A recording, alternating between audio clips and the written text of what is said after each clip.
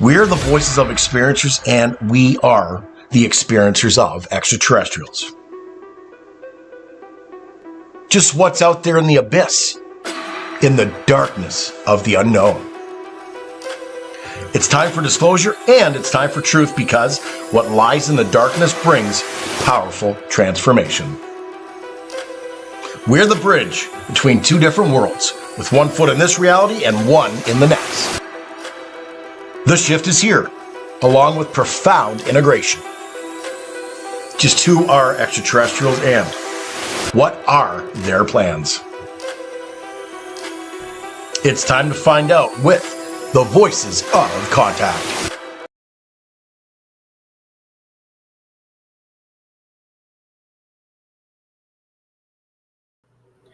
We are the voices of experiencers because we are the experiencers. It's time for disclosure and it's time for truth, because truth brings powerful transformation, and we are the voices of change. We are all about evolution on an expansive level, living life without fear and becoming the bridge between two different realities. Profound evolution is here. Profound integration is here. This is the Voices of Contact. Hi, everyone. I'm Mary. I'm a channeler and psychic medium. I'm also a hypnosis regressionist for ET experiencers, and I work with MUFON doing regression work. I also work with PTSD experiencers, paranormal experiencers, and victims of crime to assist them in recall. I'm really looking forward to another amazing show with our panel tonight, where we delve deep to find out what's happening beyond the stars. Thank you all for joining us as we take an extensive dive into the whole new reality. There is so much more out there than we realize, and until now, we have only scratched the surface. Come with us as we explore the darkness of the universe and shed some light on the extraterrestrial experience. Disclosure is here. Now, allow me to introduce some of my most favorite people who are part of tonight's panel. First, there's Deb and RJ DeRoos. They're authors, paranormal and UFO researchers, and they're experiencers themselves.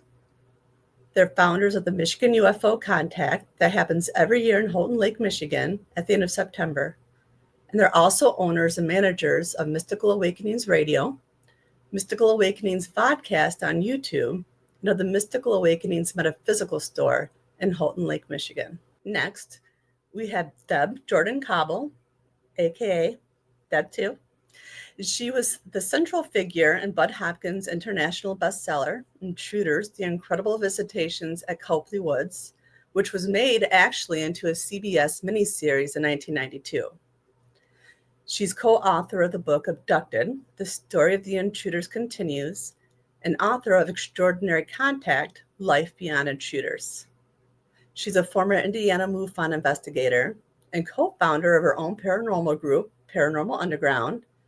And she also hosts the Midwest Paratalk podcast with co-founder Greg Cable. And then, hi, guys. Hi, everybody. Hi. Oh, hi, Mark. Howdy, Hi, howdy. Mary. So good to be here with you guys again. Yeah, good to see you guys. Yeah, we got Mark Welcome back. back. Yeah. Hi, Deb. Hi, Mark. Nice to see you. Good to see you too. Dana's off busy doing her psychic things, changing lives, changing the world. She's down in Texas, I believe, but somewhere. Oh, wow. She's off doing something. Yeah, it's getting to be that time of year when, Yeah. For 2 weeks, Deb was missing and now Dana's missing. And thank goodness we have Mark to fill in. That's I- right. I think she's I love it. visiting her mantis friends, but she won't admit it. So. Yeah, she won't tell us. It's so funny that every time when she does say stuff like that, because like deep down, I'm thinking to myself, I was like, and that's probably the type that would be taking her because of it being the lesson within it, and why she's probably so triggered from it Yeah. is because of the experiences that they're probably taking away or something, you know what I mean? I always like kind of played along with those thoughts and just giggle every time when she gets upset with the whole mantis thing. You're right. There's a reason for it. That would be And I don't think amazing you're if far off. ever got a regressed and found out. So I know. The, I the would love to mantis, hear. the mantis are, considered some of the more higher spiritual, yeah, Very, yeah. beings. So they're going to connect with the people that are, have ability. higher and, Fighting it? spiritual. Yeah. Not high, but high. Then it would make Higher. sense for her. Yeah. Putting thoughts in people's heads. So for tonight's show it's part of a regression we've used before. And it's actually from our very first regression. I was listening back to old regressions, and there's a whole other portion to the woman's experience that I completely missed. I don't really know how I missed it. I think it's probably because it was like the very first show, and I was still working on trying to figure out how to put everything together.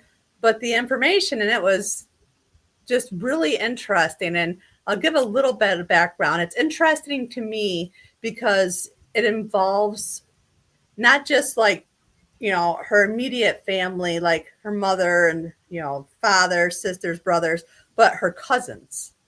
So like for me, it was an important, especially, from last week's regression where there was such talk about DNA and how important it is. I feel like it's a correlation to how DNA, human mixed with alien, how important it is to the alien species. And one of the reasons why they make contact with us to keep the DNA exactly the way they want it for whatever purpose it is, right? So different person, same almost kind of concept. So this first clip is where, her male cousin and her had been taken, and that part of it's done, and the alien being brings them back off the craft. So then he put you back outside after he looked at him? I guess so, because we're outside. Can you still see him? No. The door is shut. Is the ship still there? They told us to back up. So we backed up. And then they left. So was there more than one? I only saw one. I feel like there's one over here. He's just in the background? I feel like I can see one's arm over here, to my left, but I don't see him.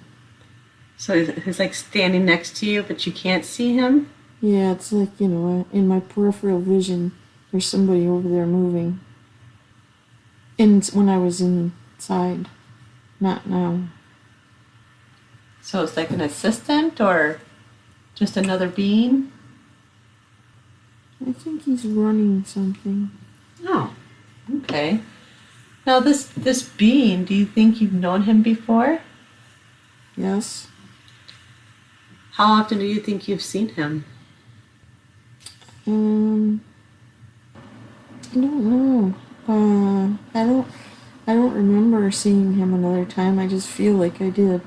He just seemed familiar to you? Mm-hmm. Well, now what's going to happen? What happens next? When you asked me about seeing him, I saw the man in the corn. Only he wasn't little. He was big. But he looked like him. He looked like him, but he was big. Describe him for me. Describe him. the man in the corn, huh? Well, because it's interesting is in the first part of the regression that she did, originally she'd only seen the one. Then all of a sudden she started remembering after we moved past it, there was another one. She just couldn't quite see him. And then she's correlating it with the one that she saw in the corn. And in the next clips, it'll show why it's so interesting. And mainly it's because when she saw that one that she noticed that was in the corn, it was at a completely different house. Oh, Okay. Same being, just completely different house. Just Wow. following them around, so to speak. I love that regression. yeah. Love it. So what do you It think? is my favorite. They lived in the country, I would imagine, where Well, farmland. Yeah. Yeah, most likely. But what I found really interesting, cool, was when you asked, have you seen this being before? And you could tell there was no thought, nothing. Yes. It instantly came out without even a thought. So this is somebody who, even though she doesn't have conscious memory of seeing them, Yeah. they're very familiar. She's like, well, I don't remember him, but I know I've seen him before. Mm-hmm. Yep. Yeah, I like that. That tells me a lot, when you hear somebody without even stopping to process that, Mm-hmm. they have the answer. So, yeah. Now, Go ahead. Deb 2, No, number 2. me? Now you've talked about like you and your sister have had a lot of experiences. Do you know of like any cousins or anything like that have? Actually, I did not know for a long, long, long time. I mean, 20 years or so. I knew cousins had come out and talked to Dad when the mark was still in the yard because they came out with my Uncle Jim, who was their dad. Our dads were brothers. But then just not too long ago, I got a DM of all places on Facebook from my oldest cousin. He's a couple years older than me. He said he'd seen me on television recently in that UFOs thing that I did, the documentary for Nat Geo, right? That was really nice. Good Yeah. show. And he said he wanted me to know that he was proud of me, that he was 100% supported me, and that I wasn't the only one in the family. Oh, wow. And I had no clue. Right. And we've not really talked a lot about it since then, but he's been his presence on my social media is much more pronounced now. He's there and he's watching. So yeah, I do have a cousin who has apparently seen some stuff. Mhm. I don't know the details of it yet because this is pretty new to me. Same state? Yes, we all live in Indiana. Okay. Nice. When we were kids now, and it's weird because when we were kids, Mom and Dad and Aunt Bert and Uncle Jim hung out together every weekend, right? And so a lot of times the boys, my cousins, there were 2 of them and then later 3, they would come and spend the night at our house a lot. And then occasionally we would spend the night at their house, but usually they came to our house because we had a swimming pool and a swing set, right? So it's interesting that they would be spending the night at our house when we're all little kids. And I'm talking like probably when I was in 1st grade and 2nd grade. And then my cousin that I'm referring to is like maybe 2 or 3 years older than me. So now it made me wonder, did things happen when we were little kids that I don't even remember and they were there and it happened to them too? I don't know. Right. But yeah. So. Well, you probably want to ask them that, right? Well, I have thought about it, but I don't really quite know how to approach it. Maybe he'll see this. Maybe he'll see this and he'll say something to me, Yeah. Well, it sounds like he's And it's probably funny had because experiences. he and I, there's 4 of my family and 3 of his. All 3 of them were boys, and then there was us 3 girls and a boy on my side, right? That's all the cousins I got. And they're but he and I are the most alike, intellectually speaking, and Frequency, yes. all kind. Yeah, he and I are the most alike of all of the kids. Yeah. So that's So you kind have of weird. similar DNA that could be connected elsewhere as well. Possibly. Yeah, possibly. Mhm. And then I have to wonder, Well, you keep know, us informed. We want to know. Well, Inquiring minds Well, want I to know. will. but did he, I sure did he will. live all these years, you know, trying to be silent about it? Well, yeah, I think so because he had a pretty prominent job for many years with Purdue University and with the Indianapolis 500. So, Guess what? yeah, I just He probably may- just. He maybe want to be regressed by Mary. Yeah, but they don't know his last name. He's just trying to volunteer, everybody. We need to get busy on Dana. Yeah. I keep harassing her in my subtle little funny ways. Well, she's going to be here, I think, in May. So Woo! Maybe you might get what you want. Never know. And I'll let you know what I know. okay, yeah, because you might be opening up a whole new connection. Well, it shocked me. Let me tell you, Yeah, I was yeah. not expecting that. Came out of left field. Like what? So, abduction cousins. I guess so. Something. He just said you're not the only one in the family, cuz, and I'm like, okay. With him making that remark, I strongly think that you should reach out and talk to him a little bit more about it. I don't think he's going to shun you away, especially saying something like that. Yeah, I know.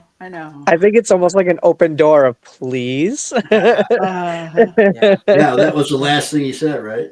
You're not the only one. Yeah. He may need to talk about Yeah, this. that's true. And Yeah. he Yep. may need some Yeah, answers. that's true. That's Well, a good point. yeah, I never thought of that. I was just so taken aback by it. I was like, one of those rare moments when I was actually speechless.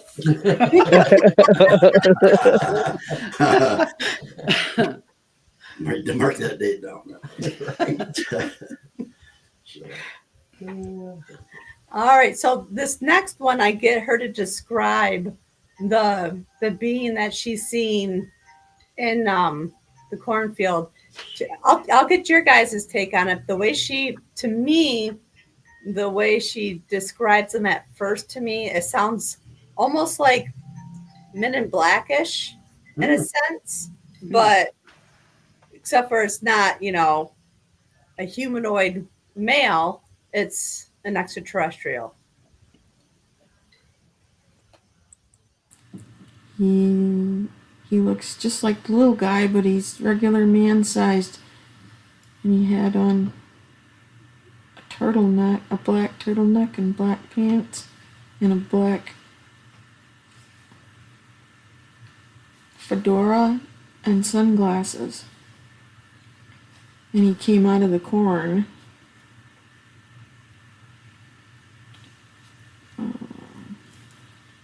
Does he do anything? He didn't know I was there. My cousin was by the barn door and he came out of the corn like he was gonna go over to her. But when he seen me, he went back in the corn. It's like he melted into the corn. Was this before or after the ship was there?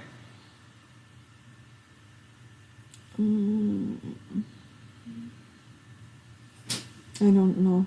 Around the same time. And he had So a black cool. fedora on him. The alien was wearing like a Men in Black hat. Like, that's bizarre. That's what it sounded like to me. That's Yeah. what I thought when I Yeah. heard That's what it. I pictured in my head anyway. Yeah. Yeah. I'm like, what?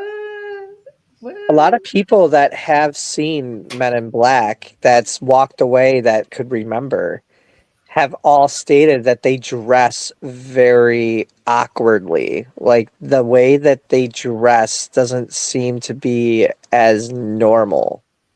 And it's like a very suspicious kind of like look. So and just the way that she described that character. It was interesting. Yeah. Yeah. Piqued my interest. I want more. Yeah. Who is this? What is this? And once again, another ET dematerialized as they were like backing into the corn. Yeah, like he melted into the corn. Yeah, I liked how that was described because like when they do materialize or dematerialize, it looks almost like a melting kind of effect. So that really does make sense. I liked that the way that they described that. Yeah, that's pretty mind blowing. You know, I was trying really hard to visualize what she was seeing. Right. So, do we find out exactly what she was seeing, or Yeah, well, because wait? it is just a gray being, and so in the next clip, it's she talks about how she feels that it's there to make contact with her cousin instead, which is what I found really interesting. Is she's familiar with it, but it's for her cousin. Mm-hmm. So, you know, then we have to ask: is it common for the same species to, you know, in bloodlines, to connect with?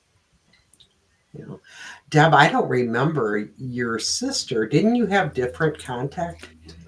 Yeah, we did. She was mostly with the mantis type, and I was with like almost exclusively grays and some, you know, human looking people ish.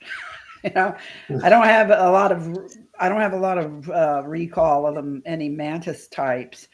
I think she might have been talked about like really tall grays with the mantis. But and then I remember one time there was an episode with one of her kids with a little tiny gray that was like, you know, a foot tall jumping off her couch or something. But at them, like in that instance, I kind of wonder if it was just a projection. I mean, not actually the creature was there because it was so small, and then it was, you know what I mean? I don't know, but yeah, for the most part, me and her have had contact with different kinds of things, which I think is odd because you'd assume, but being in the same family, we are 11 and a half years apart. So we were kind of raised in two different families. Right. My mom always used to say it was like raising two families because she was almost 12. And then by the time she was babysitting for me when she was, you know, 12 and 13 years old. So she was more like a second mother than a sister to all the rest of us little kids. But you would think that we'd all, if we're going to have contact, we'd all have contact with the same thing, but we didn't. And it is kind of interesting that there was such a wide space of time between our births, but maybe that has something to do with it. I don't know. Yeah, and it could be, you know, with that time span, it could be something like the mission was different. You know, as we evolve, their mission is different, so our mission is different. Or else the man is called up to Grace and said, "Hey, we got this family, and they got another kid now. You know, we thought you were looking for somebody. These guys are good." Some like weirdness like that. Right. Yeah. Check this one out. Yeah, come check this one out here. But we know that there's a lot of they work together. The mantis beings and the grays. It's like they get the grays to do their dirty work, so to speak. Yeah, well, they actually do the physical. Yeah, the scientific work. But so I wonder if that little one was even an elemental. Maybe. Yeah. Just throwing that out there. So. Yeah. So this regression is making our minds kind of go all different ways. Which is good. It's just normal for me. It's just normal for all of us. Right. Especially me. That's what's really fun when it comes to seeing all of the different types of beings and different regressions, especially when they're like working around a lot of people, you know, here. As experiencers, if you really think about it, they're all just like us. You know what I mean? Like we all probably look different to them because we kind of do, you know, we have really tall people, really short people. But we all come around roughly a similar look. So that's why it's like as grays, like they probably have a lot of similarities in that type of way. On top of it, with other beings, they're all probably just working together, doing certain projects and missions, just like how we do. And it's just they're working on like a more of like a macro kind of level compared to us working in more of like the micro kind of level. Yeah. We're doing the work in here while they're doing the work out there, and we gotta all sometimes work together in our own way. And we just physically can't remember some of that stuff because our physical being may not take it as easily as how our soul's probably taking it. Yeah, well, aren't you curious if another race looks at us out there, another people out there, and they look at us, how much similarity do they see? Do we look alike? I mean, that they can tell right away that we're from Earth, human. I mean, but us, we think we all look a little different, right? And we do, but maybe from a different perspective, they all think, well, They all look alike. yeah, they all look alike, and maybe we're not even. We say that about the Greys, but that could be because the way they produce bodies, or that they do look more alike. Sure. Maybe cloning, I don't know, but I just wonder what they think. Of course, you've got black hair, I've got a gray beard. We all look a little different. And we notice these differences, but I wonder how they see it. Yeah, I wonder if they just see one head, two arms, two legs, a body, a mouth, Yeah. Right. Yeah. Maybe some that are programmed, like the bots, will more or less act as such, maybe. But yeah, like that's a really good question, or a really good thing too to think about.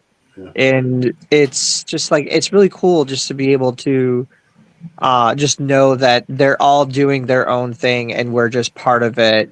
And it's almost like our spiritual side or our subconscious side.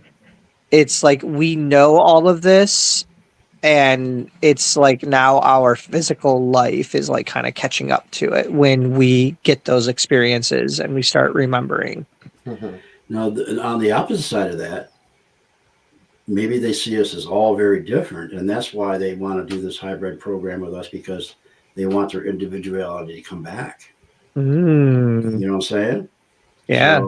So, and that's why they're so interested in us, because we do all look a little different. Maybe we have a lot of space DNA in us from different species, and so I mean, it's weird. A lady came in the other day, first time in, and we were talking about this stuff, and I says, well, if I had to guess, I'd say you were Lyran, cat people. She goes, well, I've got 3 cats and I'm a Leo. so she just, she looks feline, like, that's all I can say. But so maybe some of us have this kind of DNA that if we were really on top of it, we could figure that out. Right. So, just a thought. Yeah. I'm right behind you, Deb. I'm crazy too. We're all a little, So, yeah. We got to be living this type of life. Right. That's for sure. So, in this next clip, she's in the barn, and it does break up a little bit because in that part of the regression itself, she named her cousins. Oh. So I did cut that out. So there's a little bit cut out, but basically what happens, she starts to connect with where she remembers this being from. And so she's playing in the barn with her cousins, and the 2 cousins, they get in an argument. The little boy kicks his sister, and he walks up into the house, and then all of a sudden she notices this extraterrestrial coming towards the barn. Not the same day, but around the same age. It wasn't in the same place though. What were you doing on this day then? And I were in the barn and we were swinging on a rope in the barn and got in a fight and he kicked her and he went to the house. She was in the door crying, sitting in a wagon, and I was farther back in the barn. And this man just like oozed out of the corn. He just oozed out. And I thought he was going to come and grab her and take her. So is this at the same house? No. Just a different house? Yeah, different house. This is it. As you stand there and you see him, can you ask him what he's doing there? He wants to take her. He wants to take her. I don't know why. Can you ask him why? He says he wants to test her. What kind of tests? Something to do with her bones. Has he ever taken you? I don't think so. I don't like him. What stops him from taking her? He saw me. I came a little ways towards the front of the barn, and when he saw me, he went back. Has he taken her before? He's been there before. I don't know if he took her. He's been there before. Then what happens next? I made her go to the house with me. Did you tell anybody? Yeah. They didn't believe me. They didn't believe me.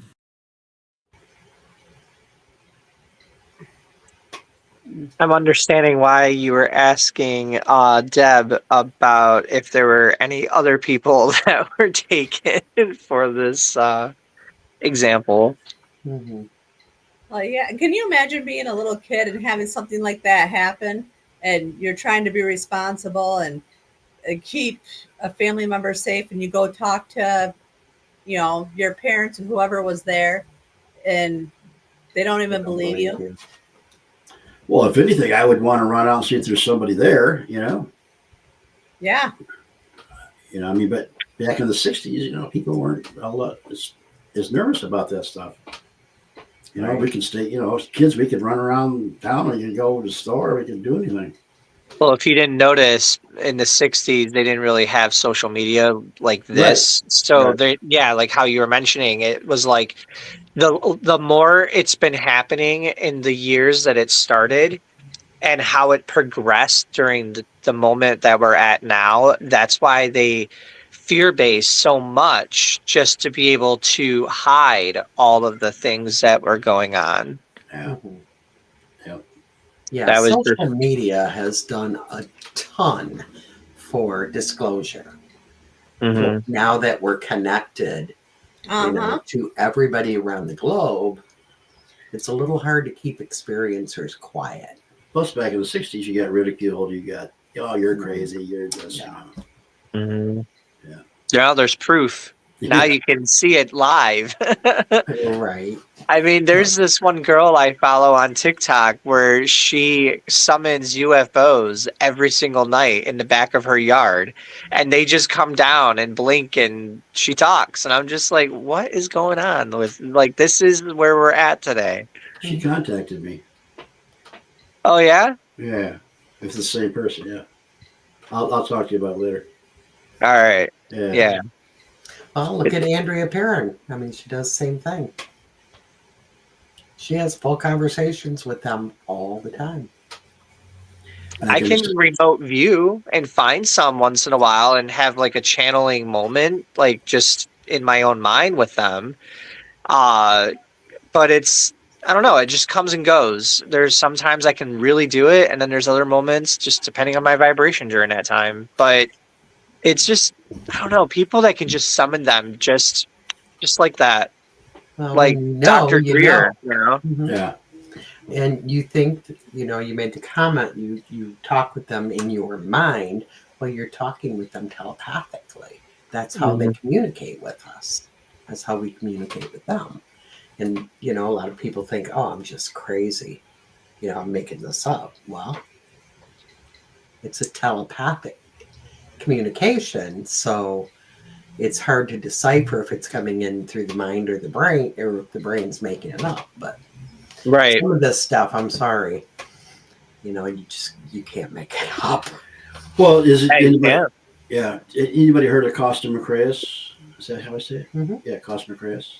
He's in charge of all these C5 groups. Well, you know, you send the information to him around the world, and the videos they get are amazing. I mean, not only UFOs and UAPs, but beings and Being standing right with the people. Yeah, it's pretty crazy. Mm-hmm. Yeah. So we tried to have him on our show, him and his wife, years ago, and they cut it off. We could not. They wouldn't let us broadcast or anything. Right. We've had a lot of shows messed with. Yeah. And we couldn't find any reason why, but so we did the show anyway. Just us. It was only audio. It was only audio, yeah. They wouldn't allow any. And we've never had that problem before, so. Better than nothing, though, right? Right. Right. But I do love the connection with the bloodlines.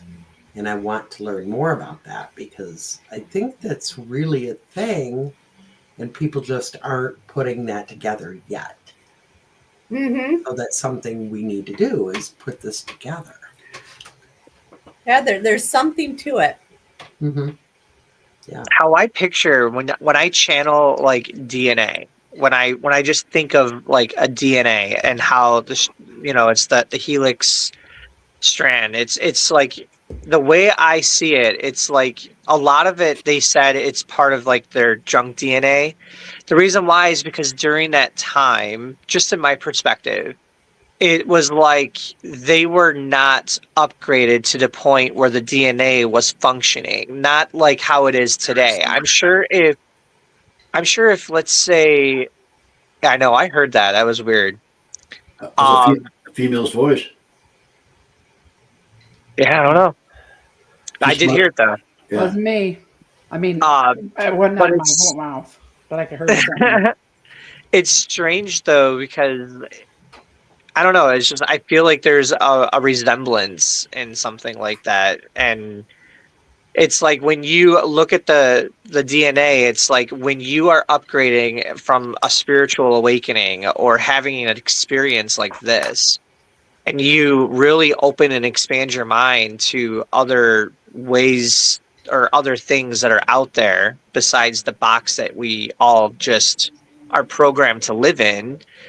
It's like your mind really does open up to where you see things that you just don't understand how to express or tell people. So, you know, when you have experiences like this, you get to expand your mind and you see things in a different perspective. And the rest of your life is always going to be changed. And there's not always going to be someone that's going to be able to help you as an individual with the experiences, except for yourself, by being open and learning from one another. But I feel like that's where your DNA opens and it expands and it starts waking up more, and you're no longer having as much DNA or junk DNA, sorry. Yeah. That's just kind of how I look at it. Mm-hmm. But I think that's why they're here. They're here taking our DNA, you know, sampling it, trying to see like where we're at maybe. You know, because they maybe see things with their technology that we don't. So there's possibility that that's why they take a lot of DNA from a lot of people. Yeah, you hear people every day that come in the store where I'm going through this awakening, you know, and I think our DNA, our junk DNA is being activated more and more, and it tells us who we are, where we came from.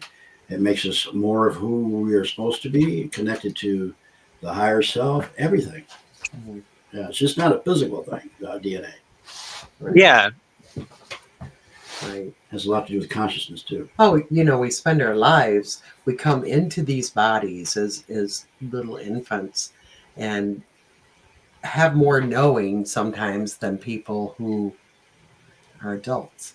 Because, you know, as we grow up, you still little, we're being told that's not real. That doesn't make sense. Oh, you're being foolish. That's your imagination. Those darn So, kids. and then we use things like fluoride and stuff like that Dumbing down. dumbs us down. So as we grow older, we've got more, blocks we don't see. But once something happens, I know for me personally, once I had my experience, even though I was very open before, now I see, feel, hear all kinds of things that weren't in my realm of thinking before, just because I'm open to it. So you make a lot of sense, Mark. I love that. I'll shut up now. All right. So for this next one is where we tap into the subconscious and ask questions. And I was really curious about the contact that was made with this little, when she was a little girl, with her as well as her male cousin. And so with this first clip, we talk about her contact, and as a little girl, she thought it was interesting because they were more intrigued by the clothes that she was wearing than anything else. And again, it takes me back to like, there's always two there with her, even though she's not necessarily seeing both of them. So it makes me wonder too, like, how often do we have contact and we think we're only seeing one when there's several who energetically are there, but you don't notice them? And exactly how are they energetically there? Where are they? How are they watching? It's just a can of worms. It's one of those rabbit hole thoughts. It is. Let's open it. Yeah, it is a rabbit hole because there's just so many possibilities. Mm-hmm. Is this a movie screen? Is it like the Truman Effect where, they're sitting on their couch watching a big screen TV, watching other extraterrestrials make contact while they're observing? Well, we're a little late. Also, I think I mentioned something with that as well before. It's like, you got to remember our bodies. Like, all right, so I'm taking this information from another source, and the way this person described it, because they're an experiencer as well, they look at ETs where their bodies are different than us, right? Like how we were describing earlier. So let's say you go to a mall and you are scoping the whole entire mall, seeing all these people walking around. Everyone just looks the same, walking the same type of movement when you're looking at everyone as a collective. And then when you're looking at people individually, you'll see maybe a smaller person, taller person, maybe someone in a wheelchair or someone with crutches or, whatever, like, et cetera, et cetera. ETs, when you are now opposite and now you're with beings with different bodies, different structures of their bodies, our eyes are probably not going to be used to seeing all of these different sizes and everything. So our mind has to catch up with like what we're actually physically experiencing. Mm-hmm. So sometimes this one guy said, like, if you're looking at a being, they're going to come off as like it's your grandma, but your grandma passed away. It's not your grandma, but it looks like your grandma because maybe they're just coming off to you as your grandma, as maybe comfort, or maybe that's just how they're coming off. Maybe that's just how their body is presented. There's so many variables, but those are good, solid points to think about as well. All right, so let me play this next clip for you. What happened with you that day when they explored the spaceship that they saw? They were, I had stretchy shorts on and they seemed to interest them for some reason. They like the stretchy shorts? Yeah, they keep stretching the leg out. I'm looking at it. Now, what about the arm? What are they doing with the arm? I don't know. They took the skin and looked at it. What do they plan to do with the skin?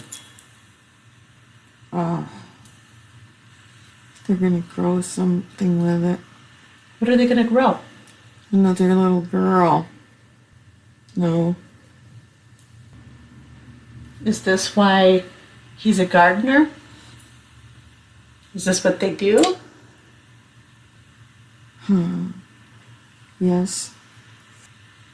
So does he create life and then he makes sure he watches over and takes care of it? I think he's more detached than that. I don't think he cares that much about us. It's not that he wants to hurt us. It's just that he's a scientist. So he's doing like experiments? He's making more people to put someplace or to save or something. Damn. Oh, I It's like love he's that. a gardener and he's growing people. Is that Yeah. what I heard? I'm like, It sounds like cloning. Sounds like cloning. Yeah.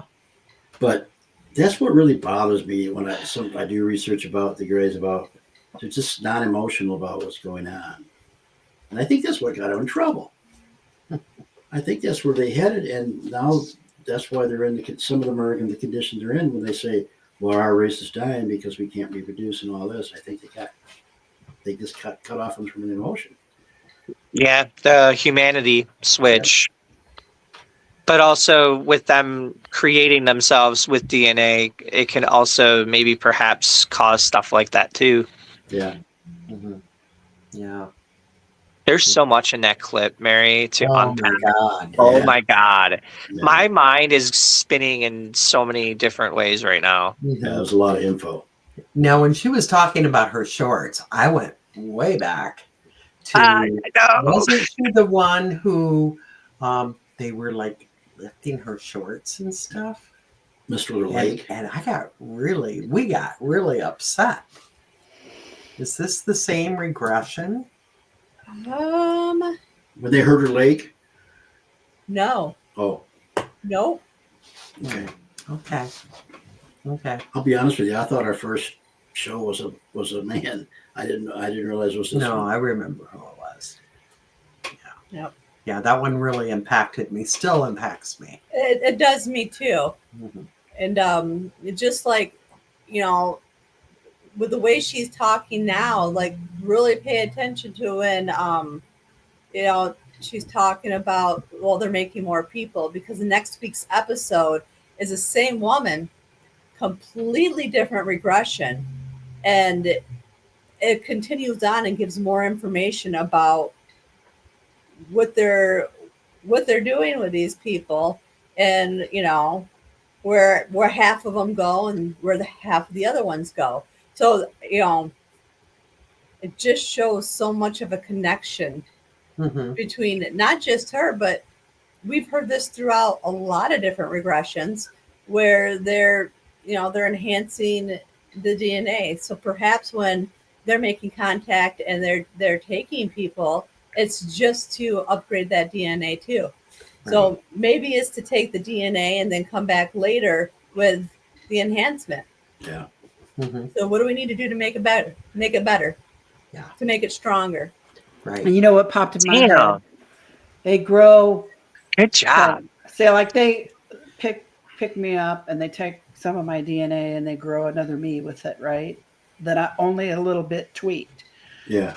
Then they come back and get me. Do they take my consciousness out of that old body, put it in the new body, and then turn me loose again here in the world until they are ready for the next tweak? Right. You They know can what I do mean? that. They can do that. I mean, because I heard I had I had an experience with the black box, and Whitley and I talked about black boxes and the crystal boxes from Egypt, and how they would keep people's souls in these boxes so they couldn't escape and all kinds of. So anyway, that all popped in my head when I heard him say we grow people. I'm like, okay, then this all started unfolded in my head, and I took myself as an example. because I remember saying that after June 30, 83, I felt like part of me died and a new Debbie was born. Right. Well, is that what happened? Did I get my consciousness taken out of that old body and dropped into the tweaked one and then put I back? resonate. I resonate with that so badly. Like yeah, I resonate with that. Yeah, and then did they do that to her? Mhm. She just didn't realize it because she was the kid.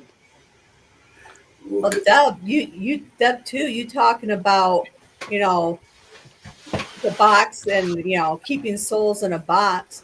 That makes me think about the time you talked about your experience where they showed you a box and said it was yours, and you said, "Can I have it?" And they said no, but one day you'll understand it. And one day when I see it again, I'll know what it's for and how to use it. Mhm. I don't know, just some weird stuff popped in my Yeah. head. Well, you remember for a while there back in the 80s, I think it was, they were talking about walk-ins. You know, Yeah. all of a sudden this person is just totally different. It happens. Mhm. Yeah. Yeah. And, if you talk to experiencers, we're all experiencers, and there's millions out there. Most of us, after we've had known contact, it's like we're somebody totally different. I mean, My BFF will tell you we've known each other for 50 plus years. And mhm. she's said many times, I wish these people could know who you were before that happened and Right. who you are now, because the change, she's the only one practically left alive that was there through all of it. Right. So Yeah. Yep. Yeah. And it's true. Mhm. We know a person that all of a sudden she became a fantastic artist. Remember that? Mhm. She wasn't that way before. She could yeah. paint. Yeah. Yeah. She can't explain it either. Okay, I was in remedial government in high school, and then I got to be in Mensa in 1992. So there's that. Right. Right. So you got a lot of smart. Yeah. You got That's a bit of a change, isn't it? Yeah. Yeah. Yeah. All right. So for this very last clip is where we asked the subconscious what the being was doing with her male cousin. So what were they doing with? I don't know. I can't see what they did with Jim. They took some of his hair. What did they take the hair for? I don't know, but he had curly hair, and I can see they took one of his curls.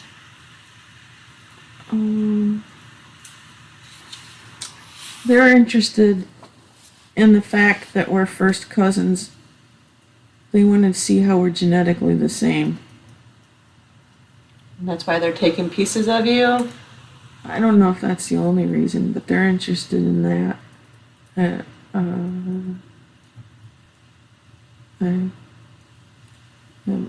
For some reason. So if they make Where do they laboratory come from? bodies, there's no connection there. So they're studying to see how the genetics break down through, cousins and brothers and sisters and second cousins. And Maybe it's sort of like some of the previous regressions we've done where, it was a male and he talked about how it was generations. So maybe they're just trying to see if it all spreads out and they can utilize different parts. Yeah. And blend it all together. Yeah.